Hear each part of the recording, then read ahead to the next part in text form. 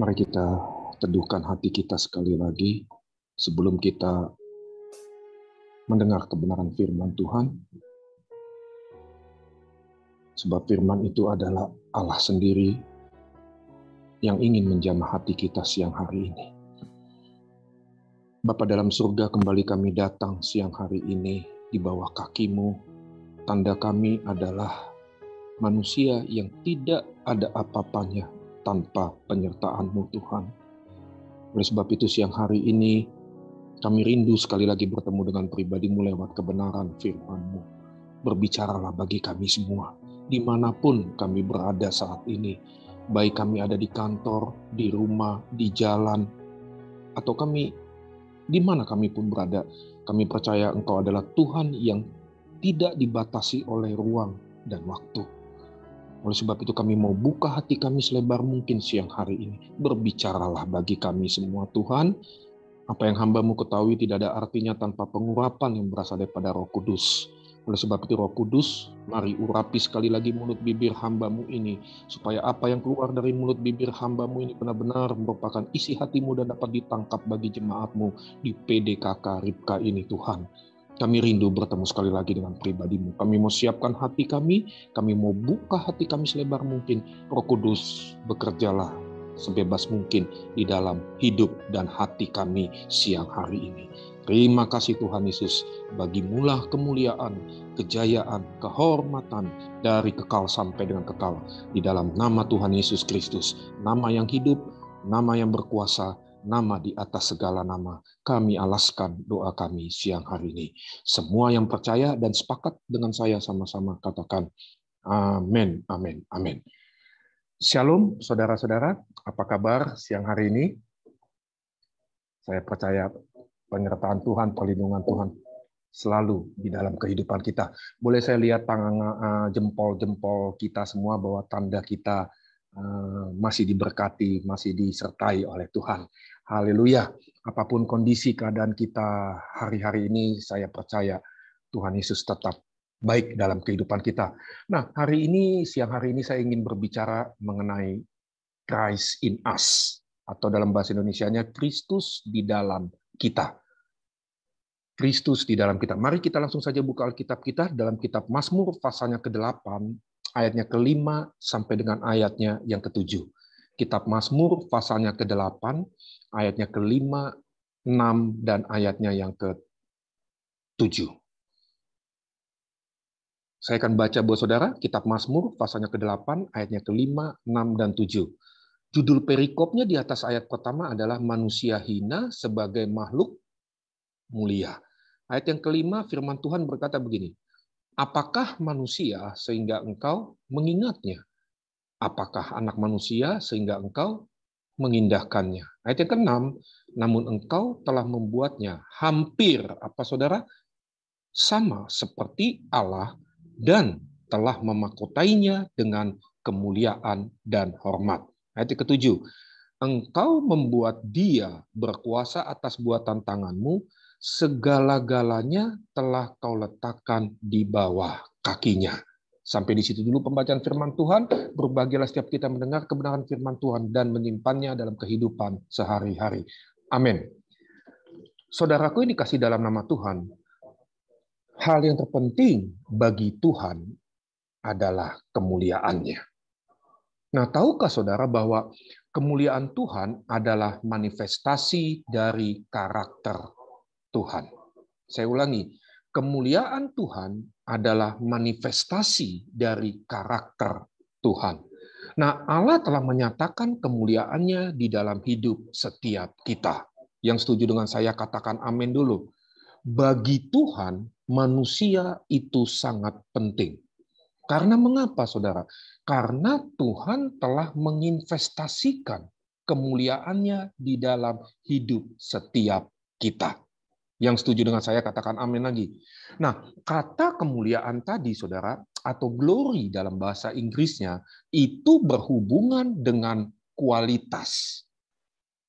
Diambil dari bahasa Ibraninya adalah kabod, dan bahasa Yunaninya adalah doxa, yang punya pengertian bobot atau kualitas. Karena kemuliaan itu sangat penting bagi Tuhan, saudara, maka kehidupan saudara dan saya pun itu sangat penting di mata Tuhan. Yang setuju dengan saya katakan amin lagi. Nah, saya mau mengajak kita siang hari ini sejenak berpikir dan bersyukur kepada Tuhan, karena Tuhan itu sudah menaruh kemuliaannya di dalam hidup setiap kita. Amin, saudara. Nah, tolong lihat di ayatnya ke-6 tadi, saudara. Dalam Mazmur pasalnya ke-8 ayatnya ke-6. Saya baca buat saudara. Alkitab mengatakan, namun engkau, maksudnya sini Tuhan Allah, telah membuatnya hampir apa saudara? Sama seperti Allah. Hampir sama loh saudara. Manusia kita ini diciptakan oleh Tuhan. Enggak sama ya, tapi hampir sama katanya Alkitab. Berarti manusia itu sangat penting di mata Tuhan. Karena Tuhan menciptakan manusia itu hampir sama dengan dirinya. Manusia itu diciptakan segambar dan serupa dengan Allah. Tapi dalam kualitasnya, saudaraku yang dikasih dalam nama Tuhan, kita ini diciptakan hampir sama seperti Tuhan.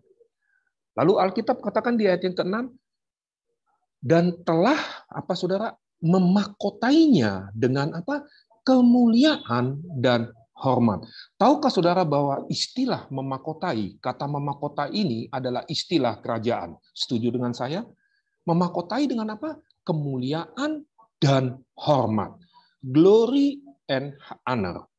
Manusia itu diciptakan ada dalam kemuliaan Allah, penuh dengan kemuliaan dan hormat. Bisa ikutin saya sampai di sini? Nah, ayat yang ke-7 dikatakan begini, saudara. Engkau membuat dia, maksudnya manusia, berkuasa atas buatan tanganmu. Segala-galanya telah kau letakkan di bawah kakinya. Ayat ini berbicara mengenai kuasa atau dominion bahasa Inggrisnya. Berarti begini, saudara. Tolong perhatikan baik. Kita ini manusia diciptakan oleh Tuhan, oleh Allah, penuh dengan apa tadi saudara ayat ke-6? Kemuliaan, hormat, dan kuasa.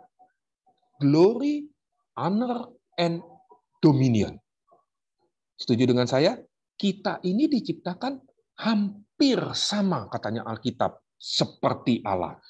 Tapi persoalannya di sini, saudara, dosa masuk dalam hidup manusia. Sehingga manusia kehilangan yang tadi, manusia kehilangan kemuliaan, hormat, dan kuasa. Makanya saya mau beritahu kepada saudara dengan segala kerendahan hati siang hari ini, bukan untuk menghakimi, bukan untuk mengajari saudara. Percayalah, saya tidak punya spirit demikian. Makanya saya mau beritahu sama saudara, bahwa dosa itu adalah perbuatan yang sangat serius. Kenapa saya katakan dosa itu adalah perbuatan yang sangat serius? Sebab dosa, saudara, itu akan menghancurkan kemuliaan Tuhan dalam hidup manusia. Dosa itu akan menajiskan hadirat Tuhan dalam hidup manusia. Makanya, saudara masih ingat nggak khotbah saya mengenai hadirat Tuhan? Waktu manusia jatuh dalam dosa pertama kali di Taman Eden, saudara, Tuhan harus meminta manusia untuk meninggalkan Taman Eden. Setuju dengan saya? Tuhan harus meminta manusia untuk keluar dari the presence of God. Sebab mengapa? Sebab Taman Eden itu melambangkan hadirat Tuhan. Sama tuh seperti sebuah akuarium, saudara. Kalau kita taruh di dalamnya ikan dan air, maka ikan itu akan berenang. Tapi kalau kita teteskan ke dalam akuarium itu racun, apa yang terjadi dengan ikan itu? Mungkin belum langsung mati, saudara. Tapi perlahan-lahan ikan tersebut akan mati. Nah, dosa juga seperti itu, saudaraku yang dikasih dalam nama Tuhan. Kalau dosa masuk dalam hidup manusia, dosa itu akan menajiskan hadirat Tuhan. Dosa akan merusakkan kemuliaan Tuhan di dalam hidup manusia. Makanya Roma pasalnya ketiga, ayatnya ke-23 berkata, karena semua orang telah berbuat dosa dan telah kehilangan kemuliaan Tuhan. Ayo coba kita bukalah. Roma pasalnya ketiga, ayatnya ketiga. Supaya kita mengerti, nggak ada orang Kristen itu dosa besar, dosa kecil ya. Dosa is dosa. Jangan kompromi dengan yang namanya dosa. Saya pun masih belajar, saudara. Makanya saya bagikan kepada saudara, jangan kompromi. Mari kita jangan kompromi dengan yang namanya dosa. Dosa is dosa. Nggak ada dosa hitam, nggak ada dosa putih, nggak ada dosa kecil, nggak ada dosa besar. Dosa is dosa. Roma pasalnya ketiga, ayatnya yang keberapa tadi? Ayat ke-23, saudara. Alkitab berkata gini, karena semua orang telah berbuat dosa, dan apa saudara dikatakan? Dan telah kehilangan kemuliaan Allah. Saya pikir ini terjemahan yang paling pas, saudaraku. Terjemahan LAI, Lembaga Alkitab Indonesia. Terjemahan bahasa Inggris, NIV, itu menurut saya agak-agak kurang pas, saudaraku. Terjemahan bahasa Inggrisnya berkata begini, because all men have sinned and become short of the glory of God. Manusia telah menjadi lebih rendah dari kemuliaan Tuhan. Makanya istilah short di situ artinya jatuh. Punya pengertian manusia berdosa, manusia kemudian kehilangan kemuliaan Tuhan dalam dirinya. Jadi ketika manusia jatuh dalam dosa, saudaraku, manusia kehilangan apa tadi? Kemuliaan, hormat, dan kuasa. Glory, honor, and dominion. Nah, pertanyaannya buat kita siang hari ini, kemana sih kemuliaan Allah itu pergi? Saya akan jelaskan dengan singkat. Nah, kita harus mengerti, saudara ini kasih dalam nama Tuhan. Di dalam perjanjian lama, kemuliaan Tuhan itu hanya hinggap pada manusia. Tuhan menyatakan kemuliaannya itu dengan cara yang terbatas. Sampai pada sebuah titik yang namanya perjanjian baru. Makanya saya mau beritahu sama saudara, sentralitas atau pusat dari perjanjian baru bukan pada salib, saudaraku. Saya harus hati-hati menyampaikan hal ini kepada saudara, nanti saudara cap saya sesat. Saya tidak sedang mengajar kepada saudara bahwa salib itu nggak penting. Salib adalah, tolong perhatikan baik, salib adalah pintu masuk, katakan dulu dengan saya pintu masuk pada kemuliaan Allah. Tanpa salib, tidak mungkin ada kemuliaan Allah. Makanya tadi saya bilang, waktu manusia jatuh dalam dosa, manusia kehilangan apa? Kemuliaan, hormat, dan kuasa.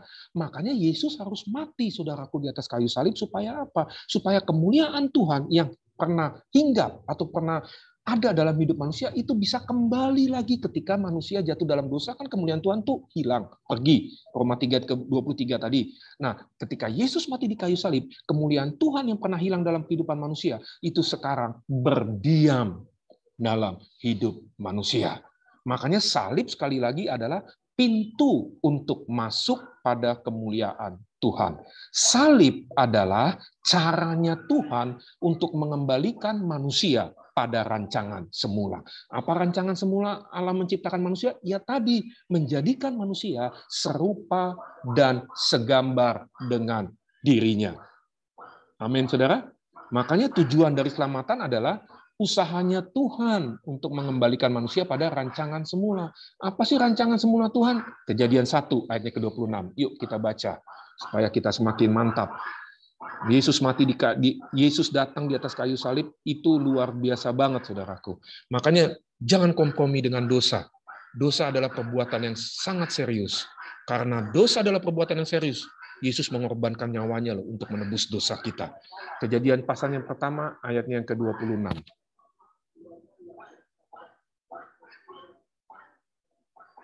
Oke, sudah dapat? Alkitab katakan gini, berfirmanlah Allah, baiklah kita menjadikan manusia menurut gambar dan rupa kita, supaya mereka berkuasa atas ikan-ikan di laut, dan burung-burung di udara, dan atas ternak, dan atas seluruh bumi, dan atas segala binatang melata yang merayap di bumi. Berfirmanlah Allah. Siapa yang berfirman, saudaraku? Allah sendiri, Tuhan sendiri. Baiklah kita menjadikan manusia menurut gambar dan rupa kita. Makanya kata serupa dan segambar dengan Tuhan itu bukan berarti wajahnya Tuhan mirip wajah kita. Bukan, saudaraku. Serupa dengan gambar Allah itu bukannya wajahnya Tuhan mirip wajah kita, juga bukan, saudaraku. Tapi serupa dan segambar dengan Tuhan itu mempunyai pengertian bahwa manusia itu diciptakan dengan gaya hidup dan kualitas serupa dengan Tuhan. Makanya begini, saudara, sentralitas dari perjanjian baru itu adalah Kristus di dalam kehidupan kita. Sebab mengapa? Kristus yang ada di dalam kehidupan kita itu sebenarnya sudah dinubuatkan dalam perjanjian lama, saudaraku, jauh sebelum perjanjian baru itu ada. Yuk kita buka ayatnya, saudaraku. Yeremia 31. Ayatnya ke-31 sampai dengan ayatnya ke-33 saja. Yeremia pasalnya ke-31. Ayatnya ke-31 sampai dengan ayatnya ke-33 saja. Saya akan buktikan bahwa perjanjian baru itu sudah dinubuatkan dalam perjanjian lama, jauh sebelum perjanjian baru itu ada. Yeremia pasalnya ke-31.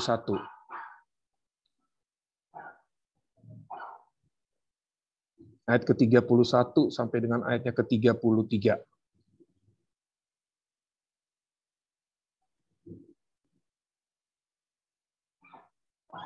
Oke, saya baca buat saudara. Sesungguhnya akan datang waktunya, demikianlah firman Tuhan. Aku akan mengadakan apa, saudara? Perjanjian baru dengan kaum Israel dan kaum Yehuda. Ayat 32. Bukan seperti perjanjian yang telah kuadakan dengan nenek moyang mereka pada waktu aku memegang tangan mereka untuk membawa mereka keluar dari tangan Mesir. Perjanjianku itu telah mereka ingkari, meskipun aku menjadi Tuhan yang berkuasa atas mereka. Demikianlah firman Tuhan. Ayat 33 sama-sama kita baca. Tetapi beginilah perjanjian yang kuadakan dengan kaum Israel sesudah waktu itu. Demikianlah firman Tuhan. Aku akan menaruh Tauratku dalam batin mereka dan menuliskannya dalam hati mereka. Maka aku akan menjadi, apa saudara? Allah mereka, dan mereka akan menjadi umatku. Ya. Konsentrasi saya ada di ayat ke-33, saudaraku. Alkitab berkata, saya baca lagi sekali lagi, tetapi beginilah perjanjian kuadakan dengan kaum Israel sesudah waktu itu, demikianlah firman Tuhan, aku akan menaruh, apa saudara? Tauratku dalam batin mereka. Tahukah saudara bahwa Taurat merupakan firman? Amin. Siapakah firman itu? Allah sendiri. Makanya Yohanes pasalnya pertama berkata, pada mulanya adalah firman, firman itu bersama-sama dengan Allah, dan firman itu adalah Allah. Dan firman yang adalah Allah itu menjelma sebagai manusia dan diam di tengah-tengah kita, dan kemudian kita telah melihat kemuliaannya, yaitu kemuliaan anak tunggal Bapa. Coba buka dalam Alkitab saudara, Yohanes pasalnya pertama, ayatnya ke-14.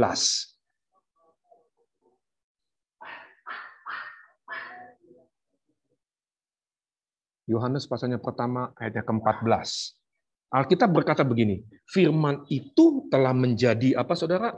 Manusia. Dan apa dikatakan? Diam di antara kita, dan kita telah melihat kemuliaannya, yaitu kemuliaan yang diberikan kepadanya sebagai anak tunggal Bapa, penuh kasih karunia dan kebenaran. Ya, makanya kata diam di sana, saudara, itu diambil dari bahasa Yunaninya adalah skeno, yang punya pengertian berkemah. Ini menunjukkan hadirat Tuhan dalam hidup manusia, Tuhan, saudara, bahwa firman itu berhadirat dengan manusia lagi, dan sekarang hadirat Tuhan itu berdiam dalam hidup manusia, berdiam dalam hidup setiap kita. Dan kita telah melihat kemuliaannya, yaitu kemuliaan anak tunggal Bapa. Penuh dengan apa tadi, saudara? Kasih karunia dan kebenaran. Jadi dalam kemuliaan Tuhan yang ada dalam kehidupan kita, itu penuh dengan kasih karunia dan kebenaran. Nah, pertanyaan saya buat saudara, kasih karunia itu apa, saudara? Kasih karunia adalah kemampuan ilahi yang Tuhan berikan dalam kehidupan kita, yang memampukan kita untuk melakukan hal-hal yang sebenarnya tidak mampu kita lakukan dengan kemampuan kita sendiri. Itu kasih karunia. Makanya dalam situasi-situasi seperti sekarang ini, keadaan-keadaan seperti sekarang ini, kita perlu kasih karunia Tuhan, saudaraku. COVID nggak selesai-selesai, ya, timbul lagi varian baru Omikron, saudaraku, geleng-geleng kepala kita nggak habis-habis nih. Nah, kita perlu kasih karunia Tuhan untuk bisa menghadapi keadaan-keadaan atau saat-saat seperti sekarang ini. Nah, kebenaran saudara tahu apa? Kebenaran ya firman Tuhan itu sendiri. Firman Tuhan yang memerdekakan kita dari tembok-tembok yang dibangun oleh manusia. Jadi kemuliaan Tuhan itu, saudara, yang berdiam dalam kehidupan kita penuh dengan apa tadi? Kasih karunia dan kebenaran. Dan kasih karunia dan kebenaran itu hanya ada di dalam Yesus Kristus. Coba lihat ayatnya ke-17 dalam Yohanes pasalnya yang pertama tadi. Lompat ayatnya ke-17, Bapak Ibu, Saudara. Saya baca ayat ke-17, Alkitab berkata, sebab hukum Taurat diberikan oleh Musa. Tetapi apa, saudara? Kasih karunia dan apa, saudara? Sama-sama katakan, kasih karunia dan kebenaran datang oleh Yesus Kristus. Itu kata kuncinya, datang oleh Yesus Kristus. Makanya jangan pisah-pisahkan kasih karunia dan kebenaran, saudara. Sebab kasih karunia dan kebenaran itu tidak bisa dipisahkan. Kasih karunia dan kebenaran itu harus berjalan bersama. Makanya timbul sebuah pengajaran hypergrace. Pernah dengar, saudara, hypergrace itu? Bagi saya hypergrace nggak usah dipertentangkan, saudara. Kalau kita menerima kemuliaan Tuhan dalam kehidupan kita, maka kemuliaan Tuhan itu penuh dengan kasih karunia dan kebenaran. Amin, saudara. Nah, kasih karunia dan kebenaran itu sekali lagi harus bekerja sama, harus berjalan bersama. Dan kasih karunia itu dan kebenaran tersebut berdiam dalam hidup kita. Kristus berdiam dalam hidup kita. Amin. Tuhan Yesus memberkati kita. Kita tundukkan kepala di hadapan Tuhan. Hamba-Mu sudah selesai berbicara, Tuhan. Hamba tahu hamba terbatas dengan kata-kata untuk menjelaskan hal ini kepada umat-Mu di PDKK Ribka ini, Tuhan. Berkati umat-Mu, jemaat-Mu ini, Tuhan, supaya keadaan-keadaan atau masa-masa seperti sekarang ini kami tetap percaya kepada Tuhan sebagai Allah yang benar. Satu-satunya Tuhan yang benar dalam kehidupan kami. Terima kasih Tuhan Yesus. Di dalam nama Tuhan Yesus kami alaskan doa kami. Haleluya. Amin. Saya kembalikan kepada host.